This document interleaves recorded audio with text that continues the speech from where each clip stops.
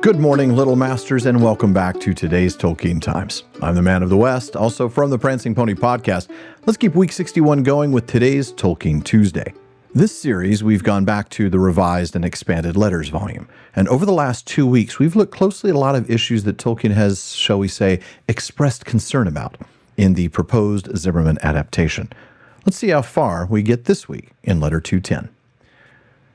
We were still in Rivendell last time as Tolkien was concerned about, once again, the contraction of time. Zimmerman had Gandalf saying they would leave as soon as they can pack. But that's not Tolkien's only concern with the way that Zimmerman had the company leaving the Valley of Rivendell, as we read next. At the bottom of the page, the eagles are again introduced. I feel this to be a wholly unacceptable tampering with the tale. The entirety of that second sentence in the letter is italicized. Tolkien is fuming, and rightly so. And as he points out, we have 9 walkers mentioned, and then they immediately go up in the air. As Tolkien rightly argues, this achieves nothing but incredibility, obviously in its literal form of not credible, not believable. And worse than that, it takes away the impact that the eagles make, as Tolkien writes, when at last they are really needed. And it's certainly not a matter of the change in medium, Tolkien argues, because it is well within the powers of pictures to suggest, relatively briefly, a long and arduous journey in secrecy, on foot, with the 3 ominous mountains getting nearer. Yes, it is. Jackson did exactly that. Tolkien makes a really good analogy here, asking sarcastically if Zimmerman would believe he'd improved the effect of a film of the ascent of Everest by introducing helicopters to take the climbers halfway up. And just like he said a couple of weeks back when he said that Goldberry had far better disappear than make a meaningless appearance, Tolkien says it would be far better, italicized, to cut the snowstorm and the wolves than to make a farce of the arduous journey. Well, moving on apparently to Moria and going from complaint number 15 to number 19, again, just sparking my curiosity. Tolkien asks why Zimmerman would, I almost have to laugh at this one, put beaks and feathers on orcs. Tolkien has to actually clarify that orcs is not a form of the word auks. Those are short-winged diving seabirds in northern oceans that are related to puffins. Though I honestly think it's giving Zimmerman far too much credit to suggest that he even knows about auks, though he clearly doesn't know about orcs, so why not? Tolkien tries to clarify. The orcs are definitely stated to be corruptions of the human form seen in elves and men. They are or were squat, broad, flat-nosed, sallow-skinned, with wide mouths and slant eyes. And I apologize in advance for his next phrase.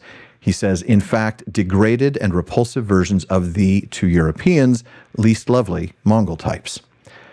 I'm not blind to the fact that this description certainly feels wrong in 2024. And as a white guy, I am not here to justify every questionable thing that Tolkien has ever said. And we've had that conversation on the PPP.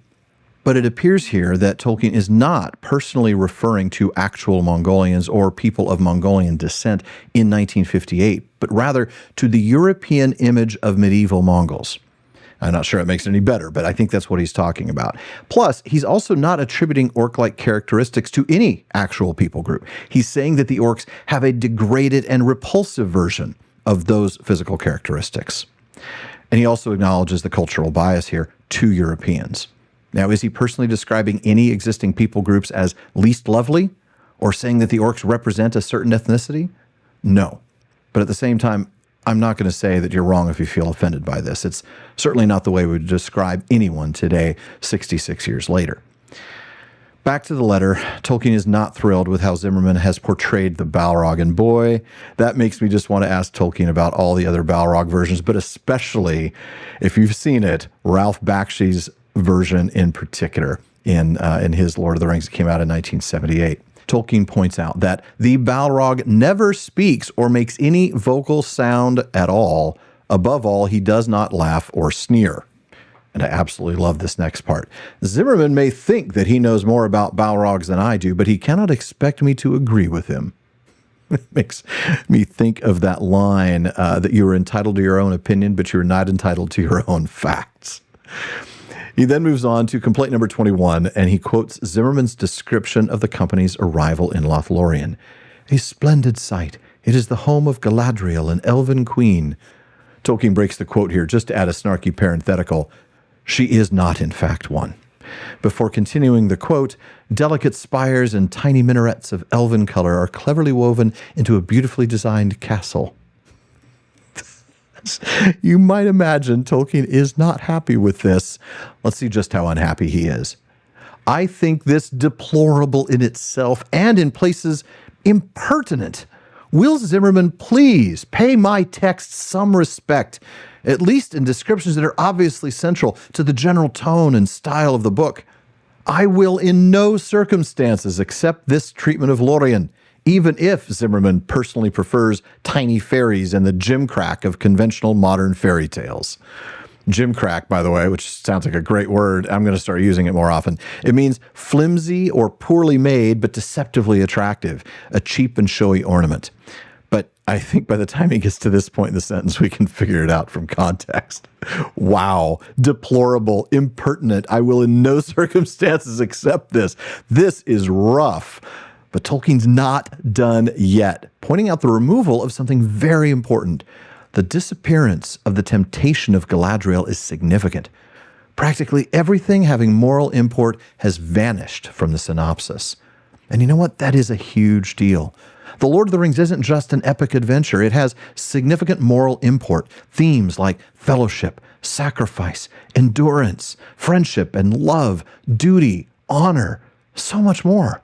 Gutting the story of anything with moral import is definitely a way to get on Tolkien's bad side. If I had just a few more minutes, I would get into his next complaint. It's the one where Zimmerman refers to lembas, which means whey bread, as, get this, a food concentrate. But that gets into the much bigger conversation about lembas and the spiritual meaning of it in Tolkien. So we will tackle that next week, along with his sort of, I don't have time for this approach to the second and third parts of the storyline. For now, though, this wraps up this week's Tolkien Tuesday. Be sure to join me again next week for more Letters from Tolkien. In the meantime, please visit patreon.com/TolkienTimes to learn how you can join the Content Council and be a part of deciding what I talk about. You also can support the show, get an ad-free feed and a bonus episode every week.